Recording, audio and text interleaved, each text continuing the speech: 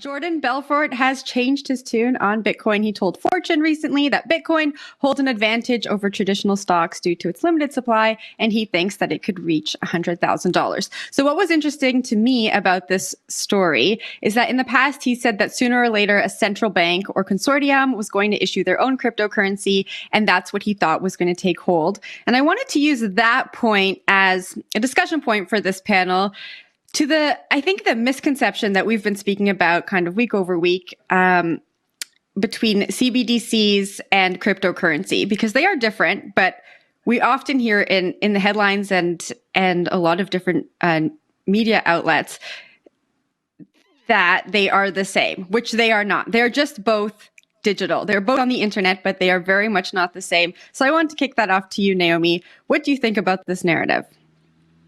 Well, I think that, again, it goes back to what we talked about the other day on the show, that if people are equating Bitcoin to central bank digital currencies and they're thinking, well, people just want to get into this because it's digital. They just want a digital money. That's all they're really after. Well, then they're missing the point entirely. People are not involved with Bitcoin just because they want the ease of digital transfers, because they already have that with Venmo. They already have that with PayPal. There is nothing that, CBDCs are going to do to change the ease of using your credit card and all of that. The reason people get into Bitcoin is because it's decentralized, because it's uncensorable, because there's a finite supply, and these are things that central bank digital currencies will not have. These are the factors, that get people involved with Bitcoin in the first place if they're interested in Bitcoin for Bitcoin. And so I think Belfort, again, misses the point. I don't even know why we're listening to Jordan Belfort. He's a bad man. He's not a good person. He's like an awful human being who scammed so many people out of so much money.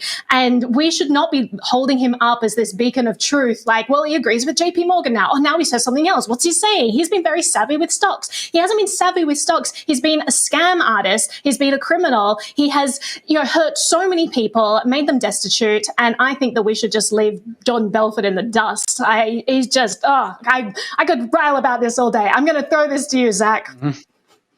I'm just nodding, man. That's fire. I got nothing on that. Yeah, I think price predictions are price predictions, and people love the appearance of people who can predict the future, but it's just someone pulling a number out of their hat more times than not. So that's sort of like the extent of my feeling. Past performance from Mr. Belfort aside, I feel like, price predictions are a messy place to be in, but, people certainly are curious about this asset right now and want to know what the future holds. So someone like Jordan Belfort, or someone like, Peter Brandt, or someone like any other number of people can step into the fore and put those numbers out into the ether. But yeah, I don't know. I got nothing on this. Naomi, I think you did this one well.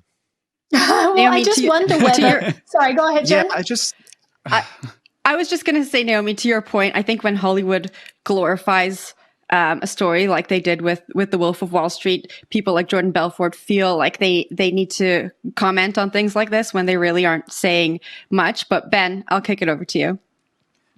Yeah, I mean, my immediate takeaway from reading this story was like, oh no, like if this guy's saying it's going to hit 100,000, I'm immediately distrustful of that idea. It was not sort of this bullish sign. I was like, if the dude who's been hawking penny stocks, went to jail for it, is touting Bitcoin in this regard, I don't think that's a great look for anybody involved. So I guess I was frustrated by that aspect. And I think, Jen, to your point, it is a dead giveaway if the person who's offering up a price prediction is conflating CBDCs and cryptocurrencies more generally.